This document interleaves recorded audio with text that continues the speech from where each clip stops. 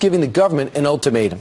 The Lone Star State wants to make sure these refugees are not a security threat, or else it will pull out of the federal program providing aid to incoming refugees and put them in this state. Texas Attorney General Ken Paxton joins us right now. I know a lot of states, a lot of governors are exasperated. They don't even get a heads up when refugees are being planted in their state. Ken, why do you think you could stop it? Well, look, our governor has stepped out and he said, look, if the President of the United States, if the federal government is not going to protect the citizens of Texas, we're going to get out of the program and he's going to protect the citizens of Texas. And so that's where we're headed. And so we've given a withdrawal notice, and if they don't correct the program by the end of this month, we'll be out in January. So you got 6,700 refugees arriving in Texas between 2015 and 2016. Did you even know about it? You know what, we knew that we were getting refugees, but what we've insisted on from the very beginning is knowing about where they're from, what their background is, do they pose a threat. We've been unable to get that information either through litigation or just asking, and so it's very frustrating to our leadership, to our governor, to me, that we don't know that information. We think we need it. So I was stunned by this report, and I know you guys were spurred to action because of it. Homeland Security Inspectors General report that we erroneously gave 1,800 individuals citizenship by mistake. They were supposed to be deported. We gave them citizenship. You saw this, and this really got you maybe on the show today, and your governor to take action. It was stunning, and I think that is what finally got us to move on this. It was the shocking notice that the government doesn't have any idea who they're bringing in, who they're making citizens, and we've already had problems in Texas. We had an Iraqi refugee that was aiding and abetting terrorists in Houston that had to be arrested, and so we know that they're bringing in problems, and we don't have any information on background. It's unbelievable. Mr. Attorney General, thanks so much for coming here. And if you look at what happened in Germany, that Angela Merkel essentially is saying, I made a mistake letting everybody in. The screening process wasn't adequate. The president's going to have a hard time saying there's a precedent for this. Thanks so much for joining us. Hey, thanks for having me on, and I hope this wakes up the President of the United States. I do, too. Coming up straight ahead, someone please call the PC police. A public college. Well, you know, enough of that story. You know what? I'll talk about this. A public college canceling a barbecue because it was too American. That's a better way to say it. And this coffee maker normally costs $50. Today it's $19. Why?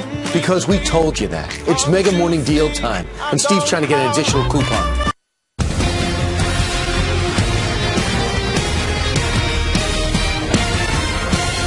Now, having said all this, why aren't I 50 points ahead, you might ask? Well, the choice for working families has never been clearer. I need your help to get Donald Trump's record out to everybody. Nobody should be fooled. He proudly declared himself 100% right to work. Why are you yelling at me? What did I do? Did I leave the soap out, the seat up? What's going on? Is that how you get yelled at home? If you leave the soap out and the seat up? I'm just saying. Every time I hear that clip, I feel like I'm being yelled at. Left the door open. Tucker Carlson is joining us today from Houston. Tucker, I'm shocked. We're all shocked by the pitch of that particular, I don't know, satellite thing she was doing with somebody, talking to somebody, but it looked like she was really yelling at somebody. What's going on?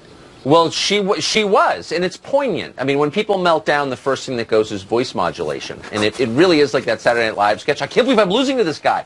This is a pattern we've seen for the last year. People who run against Donald Trump tend to go crazy by the end. I mean, you remember Ted Cruz, the most articulate man in the world, could barely speak English. He was shell-shocked. Jeb Bush, I think, is still Tucker, a little are bit you in a saying funk. Hillary Clinton has gone crazy? What I'm saying is that people don't understand, professional politicians, when they lose to Trump, don't understand why it's happening. They honestly, and I mean this with real empathy, actually. Hillary Clinton doesn't understand why anyone would vote for Donald Trump. She sincerely doesn't, because she doesn't understand voters very well. And so it's driving her crazy when she says, why am I not 50 points ahead? She means it. That's the most authentic thing she has said all year. Right, and if you look at the polls, it's not even up for opinion. They're closing or he's leading in almost all the battleground states. Yes. And 3 weeks ago, if I told you that, you said, well, that's not going to happen. Maybe I'll have a little surge, that's it. But it seems to be somewhat between her health, her missteps, steps, what she did for 4 years as Secretary of State, seems to be catching up with her. And she's shedding millennials like crazy. So she said, called up 1-800-ZAC Galifianakis, and she got, between two ferns, got the booking that Tucker Carlson wants so bad. Tell me if this is going to help her. What happens if you become pregnant? Are we going to be stuck with Tim Kaine for 9 months? How does this work? I could send you some pamphlets that might help you understand. Are you down with TPP? I'm not down with TPP. No, you're supposed to say, yeah, you know me. Like the hip-hop group. Don't tell me what to say. Any regrets over losing the Scott Baio vote? Not a one. So it wasn't heartbreaking that... No. Yeah, but Chachi. What's the best way to reach you? Email? What'd you think, Tucker? I thought it was kind of funny, actually. Yeah, it was. But I bet she didn't. I bet she didn't. I mean, you know, there are probably some viewers who will kind of get the irony of it. But how much did she hate it? That's the point. You're reaching the place in the campaign where they're panicking, and there's probably nothing she wouldn't do. If Robbie Mook, her campaign manager, said to her, look, you've got to sing I'm a Little Teapot on stage at the debate because it's going to win over millennials, I think she would do it. And you sort of feel for her, actually, at this point, because the humiliation just doesn't end. Well, I know that she's working like crazy to get ready for this, to the point where she's pulled herself out of fundraising events and doesn't have anything on the schedule. Do you think there's something behind that? What do your sources say? Well, clearly there's something behind that, and I wouldn't want to speculate, but it's odd behavior, of course. I mean, her surrogates are speaking in public more than she is at a time when the campaign clearly has taken a turn. I'm not saying she's going to lose. I'm saying she very well could lose, and it's finally dawned on them that, yes, they could lose to Donald Trump. So why isn't she out there? Why isn't she raising money even? I don't know. It's very odd. I think it's a legitimate question. She's not being pressed on it by reporters. She should be. Again, I don't know the answer, but it's not conventional. Hey, Tucker, what do you think of the internal Obama administration email that revealed immigration officials were really pushing through immigrants so that they can get through the process before Election Day? Exactly, illegal, so they can go and vote. Yeah, so DHS memo said to employees, look, you may need to work overtime because we've got an election coming up. We've got to naturalize people.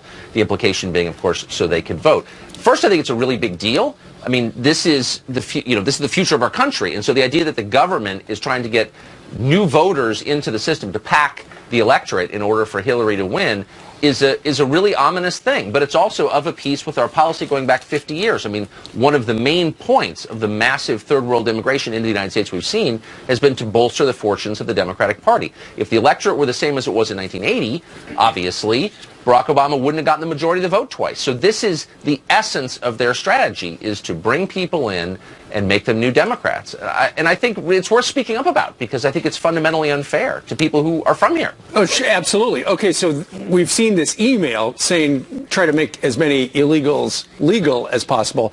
But why do you think they're then going to wind up voting by November 8th?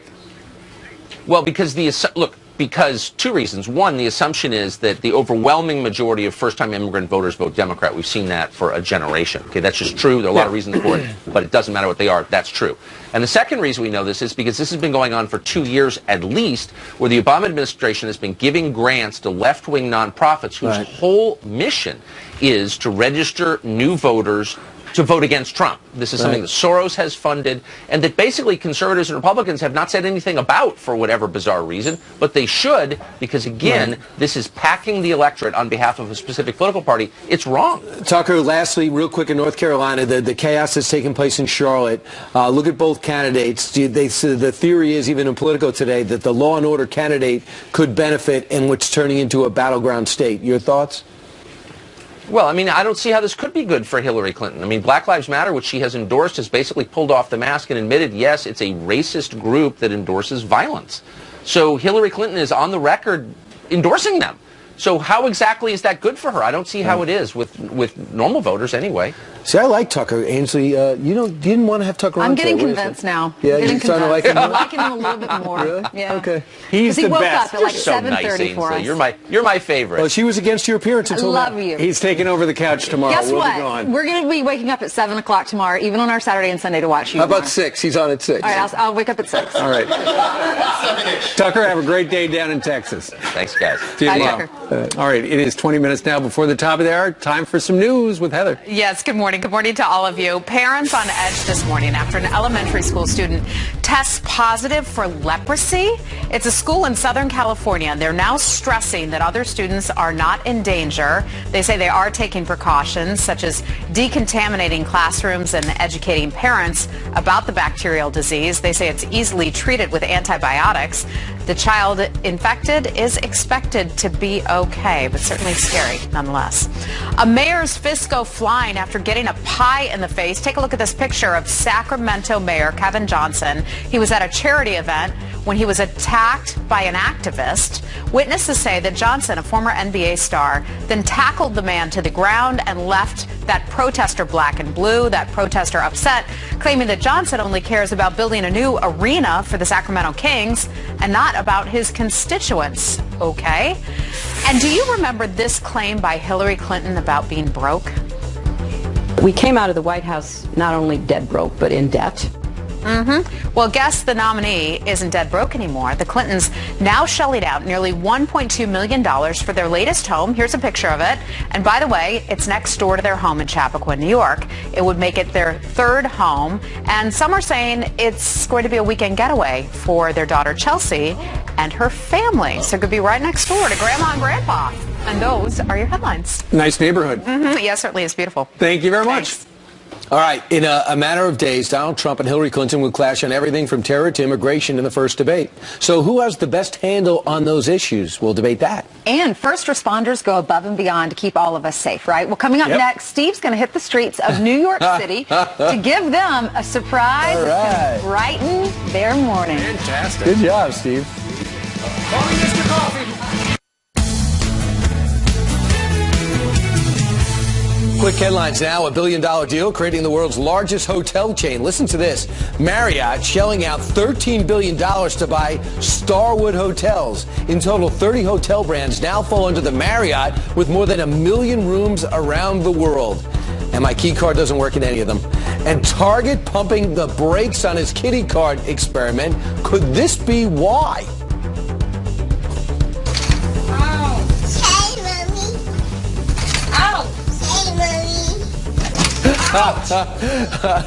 Target was testing the child-sized carts at some stores in Minnesota and New York, but decided to remove them because of negative feedback and bruised knees. We're out of ice as a country. Ainsley? All right, thank you, Brian. Well, Monday night marks the first presidential debate, and 3 topics that will definitely be major points of discussion are terror, immigration, and race relations. How do these candidates stack up on these issues? Well, here to break it all down for us is Jillian Turner. She is a Fox News contributor and former White House National Security Council staff under Presidents George W. Bush and President Obama. Good to see you. Thanks, Ainsley. Well, let's break this down because these will be 3 big topics that we're going to hear on Monday. The first one let's talk about is terrorism. Where do these candidates stack up? So Donald Trump's stance is that on terrorism basically is that this is a #1 priority. He's connected sort of beautifully with a lot of American voters on this issue by being out front, making it something very clear he's going to focus on from very on in the administration. The con to me is that he hasn't put forward a plan to defeat ISIS, which I think it's a golden opportunity for him at the debate to do this. I think people would really respond well to it. What about Hillary on terrorism? Her pro is that I think she's got a really good substantive plan that she's put forward for folks. You can log on and look at it for yourself and decide if you think it's viable or not. But she has put a lot of thought into the issue, which I personally like a lot. The con for her is that she has already unequivocally declared she's never going to put boots on the ground in Iraq and Syria ever again. And to me, that hedges in our military options unnecessarily. What about immigration? Trump said he wants to triple the ICE immigration officers. He's also said that immigration security is national security. Again, I think emotionally, a lot of people really respond to that in light of the sort of escalating terror threat we're seeing, not just here at home, but abroad, virtually globally at this point. The con there is obviously that sometimes the rhetoric gets a little out of hand. You know, the comments about Mexicans and Muslims is not something that most Americans have responded to well at all. So he's going to have to figure out how to kind of tone that down at the debate. For Hillary Clinton, I think the pro or the con, depending on where you fall on the political spectrum, is that it's most likely going to be a continuation of President Obama's policies. Not a lot of difference between what she's put forward and what we've got going on. So if you're happy today, you're going to like what she says. If you're not, then she's probably not the candidate for you. Who's better on race relations? Well, it depends how you want to kind of judge that, right? The obvious pro for Hillary Clinton is that she's nationwide carrying the African-American vote right now. I think the con for her is that she often doesn't come out strong enough in support of our law enforcement. We saw that on Saturday in the wake of the terrorist attacks right down the street here. You saw it at the convention. She didn't even want officers down on the floor. Yeah, so that's a real con, I think, and it's not something that's unifying, which is what we're talking about when we talk about race relations in this country. What's going to bring people together? So Donald Trump's really struggling with the African-American vote, but I think on messaging, he comes out very often he comes out very strongly in favor of law enforcement, which is, by the way, not a racial affirmation. That's having faith in the people who put their lives on the line to protect us every day. All right, you ready to watch on Monday? I'm excited. It's a big one. We'll probably have you back on the Curvy Couch next week talking about this. Thank you so much for joining us this morning. Coming up next, Steve's going to hit the streets of New York City to wake up America with some fresh coffee.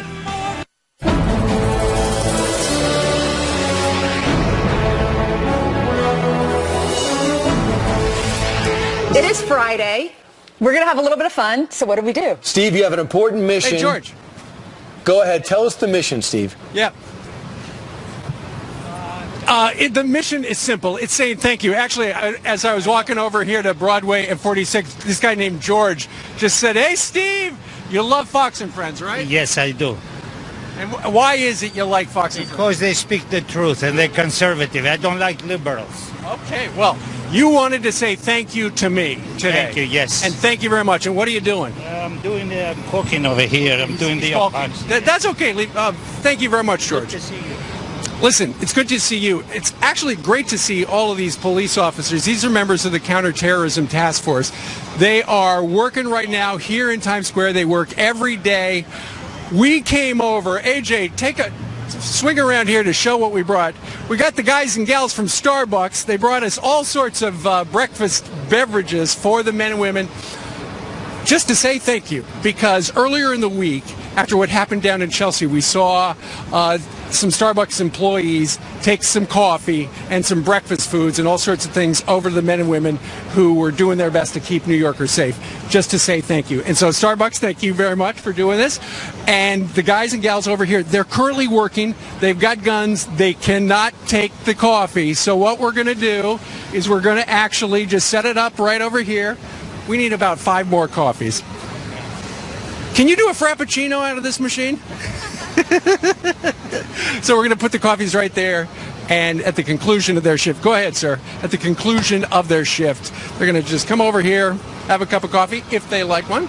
Just our way of saying thank you to the men and women who keep us safe each and every day here in New York. All right. Brandon Ainsley, back into you. I know exactly what you mean, Steve. You want to say thank you, but you also see they're wearing Kevlar and have machine guns. So you don't really know where that right distance is. They have big guns. Yeah, absolutely. It's hard to hold a machine gun and a tall latte. Right. A lot of people will tell you. That's why they don't bring the lattes to Iraq. Thanks so much, Steve. Thank you, Steve. All right. He'll be coming in. Coming up, more unrest on the streets of Charlotte, and one of our own actually caught in the middle of it all. Where are we going? We're going to beat your you don't leave me alone. That's where we're going. Okay. Geraldo knows exactly what that's like. He's going to join us at the top of the hour. Yeah, they're lucky that wasn't Geraldo out there right now. They'd still be brawling. There he is.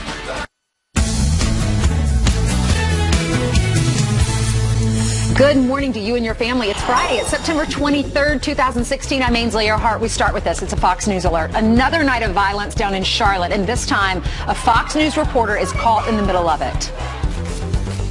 Where are we going? We're going to beat your you don't leave me alone. That's where we're going. Okay. Geraldo has been there. He knows exactly what it's like to be in a situation like that. He's going to join us live to react. Meanwhile, the first presidential debate is just a couple of days away, and new polls show Donald Trump closing the gap in critical swing states. We're going to break down the numbers. Not all good news for Hillary today. Then, forget about getting Hillary elected. President Obama may have a bigger problem on his hands. Nancy Pelosi. Yep, Pelosi. Hey, your mornings are better because you're with friends.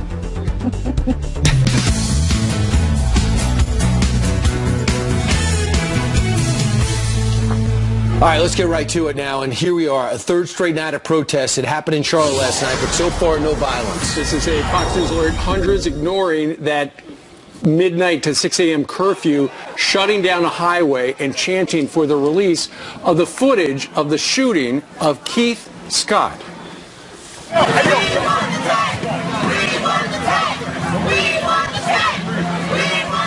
Geraldo is right here on the couch to join us to talk about this situation down there in Charlotte.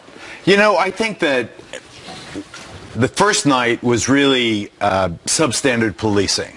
They were caught by surprise, they were undermanned, and they were much too passive. The second night, though, with the National Guard there and with enormous additional resources from the state troopers, I think they should have brought buses to the highways and made mass arrests. In my day, when I was a demonstrator in Washington, D.C., 1969, 1970, you know, they would round us up, keep us for a certain amount of time to cool off, clear the streets, and it was the threat of arrest of whether they were going to prosecute, you know, process the, you know, and put an arrest on your permanent record that really deterred at some point. And those were much more massive protests. I think they should have been a little bit more proactive, but I think that you know, the fact that there was no violence is important. Sure, although one guy wound up dying, one guy was shot. That was on night one, right? Right, exactly. But when you look over the last year or so of protests, let's harken back to Baltimore, where essentially the mayor came out later and said, yeah, we let people loot and riot because... Blow off steam. Yeah, blow off steam. As you recall, I was on the streets of Baltimore, and that was absolutely right and very frustrating to watch. But I must also point out a phenomenon that I've seen evolve. You know, and this is reporting. I have seen a phenomenon whereby night one is relatively spontaneous and local. That tends to be the worst of the initial violence. If there is looting, that's when it happens. By night two, it's not just local people. The agitators. By night two, and I've seen this since the Seattle G20 anarchists. It's the same people. Yeah. Then they became Occupy, and now they're Black Lives Matter. But it's really, in some cases, the same folks. When you see a racial protest and you see young white people, I guarantee you they're not local, unless there's a big college right there nearby. They've been flown in. They have a quick response team. It's almost like the military. They're organized. Social media is so vast, so highly evolved. Okay, come to 20th and Raleigh at, you know, 10:13. And we'll do such and such. And you can see it. They are just as organized as the police forces that are sworn to protect the citizens. Well, now we're learning that 70% of the people that are protesting are not even from North Carolina. Exactly my point, Ainsley. Right. So yesterday, some of the protests are saying things that aren't nearly as positive as you would imagine. Listen. Keith Scott! Keith Scott! Trayvon Martin! Trayvon Martin! Sandra Bland! Sandra Bland! Emmett Till! Emmett Till! These are the people that we're fighting for, so many, many more that I can't even name the names. They could go on forever. But these are the people that we're fighting for. These are the people that we're marching for. People that we're standing up for. So don't be scared. Don't be scared of the revolution. There can't be revolution without a little bloodshed. So we have to shed a little blood, so be it. Shed a little blood. I think that fellow is a wannabe. I really do believe that we have to go back to what's going on here. You have two things happening. You have this gigantic epidemic of black-on-black violence, and it is a serious problem also in the Latino community, not quite as egregious, but you have the that creates a climate. So you bring in the cops. Things are already tense. You bring in the cops to those neighborhoods, and the cops see the worst of us in terms of they see, you know, people being killed on a nightly basis. They come to generalize about an entire class of people and consider them a menace, young black thugs, quote unquote. They become a menace, so the cops respond. They are trained to respond, and they also conditioned by their environment to consider people that now they're not just after someone for what they are doing. They're after someone for who they are. That's what leads you. Thousands and thousands of black-on-black deaths, but you also have hundreds of blue-on-black violent encounters that lead to these tragic situations. Why is this happening in 2016? Was this a problem in 2000, in 1995, in 1990? Why is all of a sudden this thing, the stats don't read out that this is an epidemic that's growing in America? Why are we reacting like it is? I think that's a brilliant question. And I think it exactly tracks with the evolution of social media. Nowadays, you get to these situations, and every one of them is in communication with every other one of them. You're saying it's like a flash mob. It is it started socially. It has now been, and Occupy really evolved it, and Black Lives Matter picked up on it. It has turned out to be the MO. Now what police are doing, the smart departments, confronted by these kinds of situations, like the NYPD, they monitor all of these social media sites as soon as they find them. Because this is a kind of more benign version of the threat to us from terrorists. What if terrorists are as evolved? What if this schmuck from Jersey that allegedly blew up the bomb in Chelsea last week, what if he had his colleagues, and he may have, we still don't know, and they were also social media, okay, I'm going to blow mine now on 23rd, you blow yours on 27th, you blow yours on around the shore with the Marines, their race, their marathon, all right, you do one on Long Island, you do one at the airport, okay, ready, okay, go Joe, go Ahmed, go Harry. I think that this is something we must be just as evolved, just as technically have prowess as the bad guys. Geraldo, are you in favor of stop and frisk? Because Donald Trump says he wants to bring it back. We had Mayor Giuliani on yesterday, and he was saying it really worked when he was the mayor of New York. That's a great question. I think that New York is the model. New York used stop and frisk. It caused a lot of friction, but it helped accelerate the downturn in crime. Although Chicago does have a modified version of it, I would suggest that Donald Trump is exactly right in a city like Chicago where there is an emergency where someone is being killed, every 12 hours. 500 homicides is... So it's okay. So you've got to, it's what, every 20 hours or so. Right. I think that in that situation, if you have a group of people on the corner, the cops should have the right to go up and say, okay, what do you got? What's going on? What's that bulge there? It's all about... You're a lawyer. It's all about reasonable suspicion. If a guy's walking the beat and he sees somebody and it does look like that guy's got something right there, why not? The counter argument is racial profiling, but if you have black on black violence or brown on brown violence, or if you have inner city violence, that's what you've got to do. You're not going to go stop and frisk the 73-year-old lady in the wheelchair. Obviously, it's a deflection of resources. Let's be practical about it. Let's do what we have to do. I know that stop and frisk by one federal judge in New York was found to be unconstitutional, but the NYPD never appealed that verdict because we switched mayors. So we switched mayors. So we got a hard left-wing mayor who said, "I'm not appealing. I'm dropping it.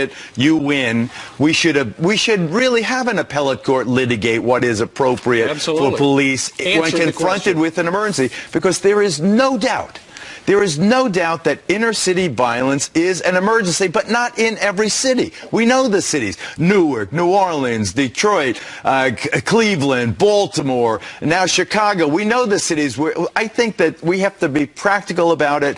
I also think, however, that you cannot ignore the fact that hundreds of black men are being killed by cops. Hillary is right in that regard. Trump is right in the big picture, the climate that's created. But I think the answer lies somewhere in between. Well, when you look at what happened in North Carolina, in the video, we don't know whether or not it's going to be released, but according to the police chief, ABC is reporting this, the police chief has looked at the video. You can clearly see the guy holding a gun when he's outside of the car. You just can't tell whether or not he points the gun in the officer's direction, and that's why the family has questions. One of the least favorite mayors, certainly on the Kirby couch in this country, is Rahm Emanuel of Chicago.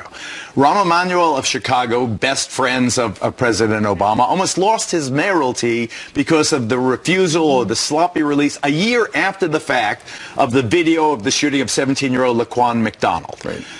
The video, had that been released earlier, it would have, the anger would have dissipated. Everything. It would have changed everything. They could have done remedial steps, but they hid it.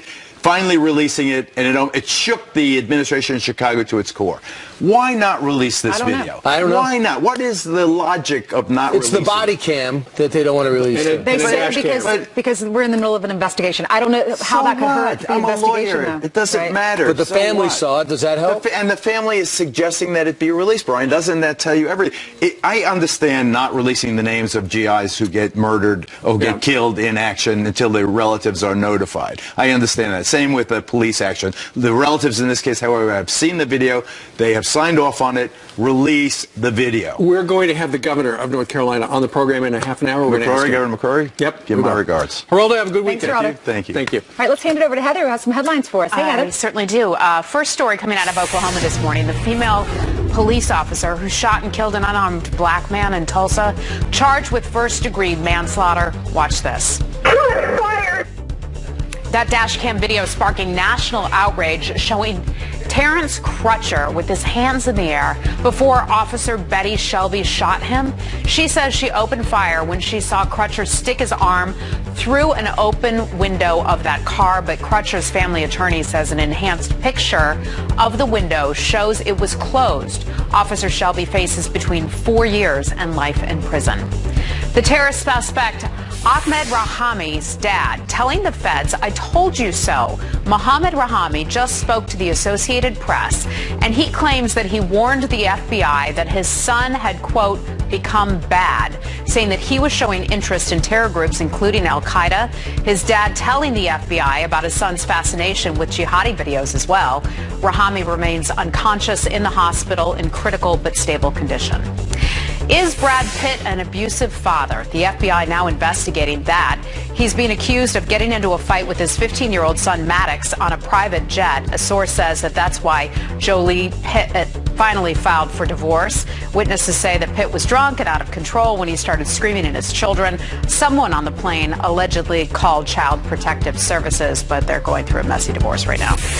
He sparked national outrage for disrespecting our national anthem, and now Colin Kaepernick is being celebrated on the cover of Time magazine. Time calling him the, quote, obvious choice for its cover because his national anthem protest movement has spread so far. But the former Indiana basketball coach, Bobby Knight, the legend, doesn't think so. Listen. Were I a teammate, were I the coach, were I the owner in a situation like that, I'd have gotten rid of the guy. That's a distraction. We don't need a distraction like that. Our team has got to get together. We've got to have our team play. And now we've got a terrible distraction, a tremendous distraction. And team is supposed to be about team, not the individual. And those are your headlines. That was from earlier today. What an interview that was. That was terrific. Yeah, a lot of people agree with him. Yeah, thanks. All right. Thank you, Heather. All right, the first presidential debate is just a couple of days away, and we just got our hands on brand new polling. So who do they favor, the people that were polled, Mr. Trump or Mr. Clinton? Ed Henry's going to break down the results in 90 seconds. How did he get a new headshot, Ed Henry? Hey, Ben, for a little bit. Hey, forget getting Hillary elected. President Obama may have a bigger problem on his hands. Her name? Nancy Pelosi.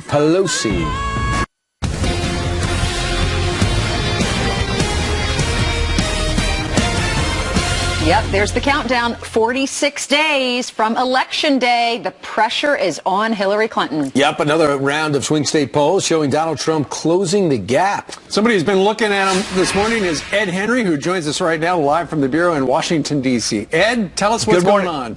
Yeah, good morning, guys. Donald Trump's still surging, and yesterday he had battlegrounds like Pennsylvania all to himself.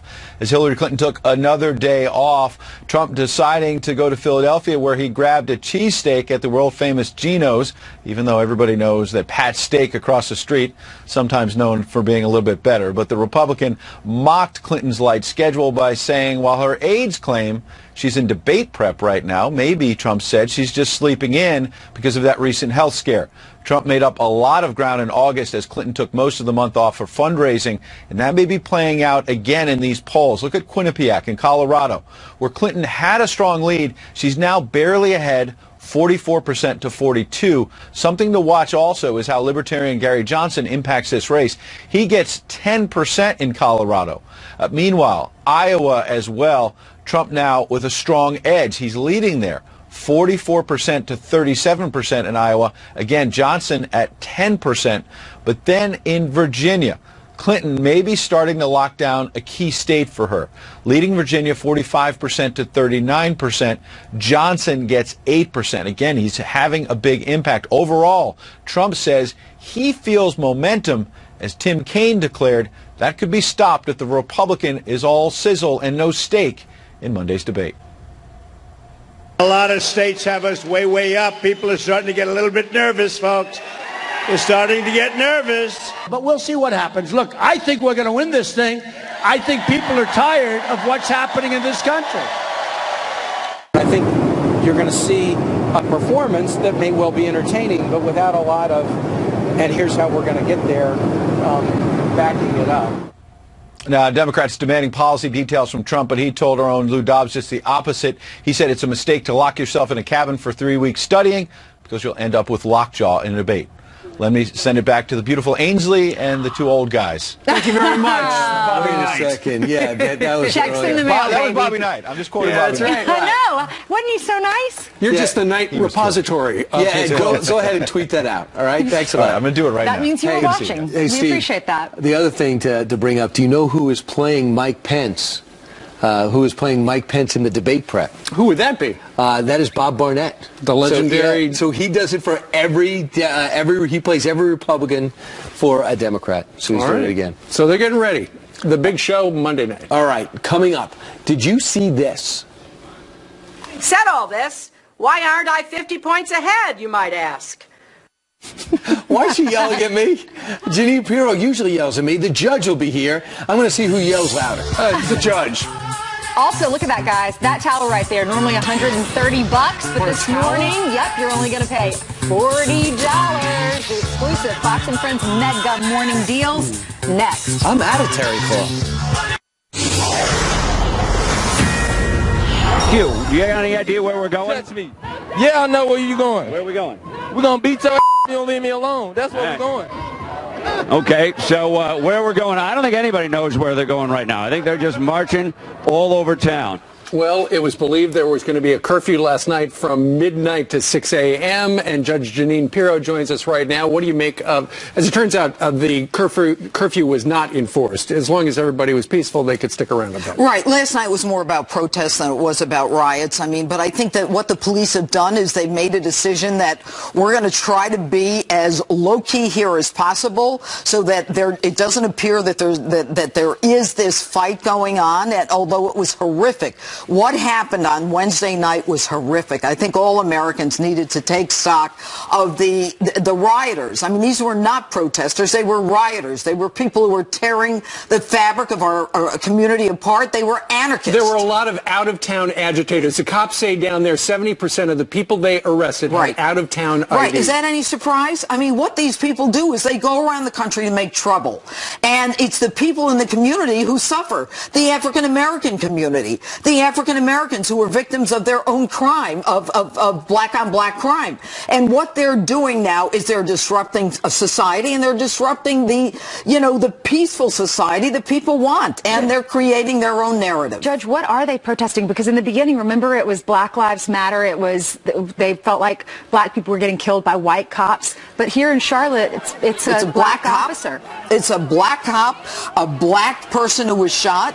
What they want is just to make trouble. You see, they need this narrative for the election. This is all about the election. Black Lives Matter and this whole movement funded by Soros is all about the Democratic election, giving the Democrats some reason to join together to come out and vote for the Democratic Party. It's why these illegals who were supposed to be deported were given citizenship. It's why there is this movement to get people to vote and sign up to be citizens. That's what's going on right now. It's all about the election. Judge, what could be the reason why the body cam camera and the dash cam camera video is not out? What could be the reason there?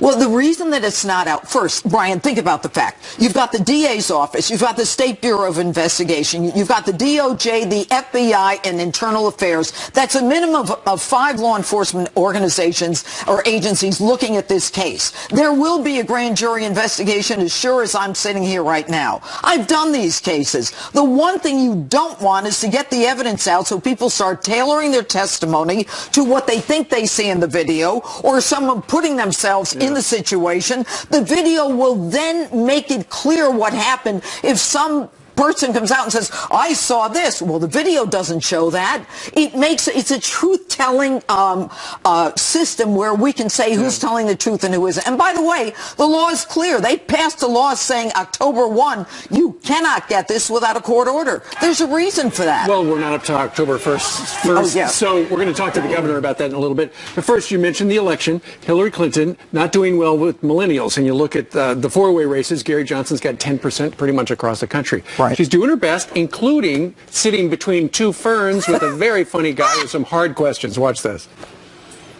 What happens if you become pregnant? Are we going to be stuck with Tim Kaine for 9 months? How does this work? I could send you some pamphlets that might help you understand. Are you down with TPP? I'm not down with TPP. No, you're supposed to say, yeah, you know me. Like the hip-hop group. Don't tell me what to say. Any regrets over losing the Scott Baio vote? Not a one. So it wasn't heartbreaking that... No. Yeah, but Chachi. What's the best way to reach you? Email?